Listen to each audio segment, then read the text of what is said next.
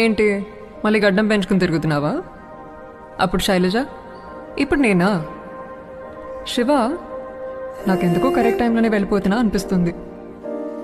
ఇప్పుడు నాకు సంతోషం కన్నా ప్రశాంతత అవసరం. అది నువ్వు నాకు ఇచ్చావు. ఇక నువ్వు ఆలోచించాల్సింది నీ లైఫ్ గురించి. నువ్వు తీసుకునే ప్రతి స్టెప్ కేర్ఫుల్గా వే. మళ్ళీ టెర్రస్ మీద ఒంటరిగా కూర్చొని ఏడుస్తావో ఏమో.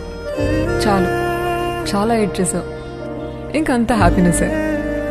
అదొక్కటే నేను నీకు ఇవ్వాలనుకున్నా. Hope you will follow. నిన్ను మర్చిపోయానంటే నేను పిచ్చిదాన్ని శివ. ముందే ప్రిపేర్ అయ్యాను గుడ్ బై చెప్పడానికి.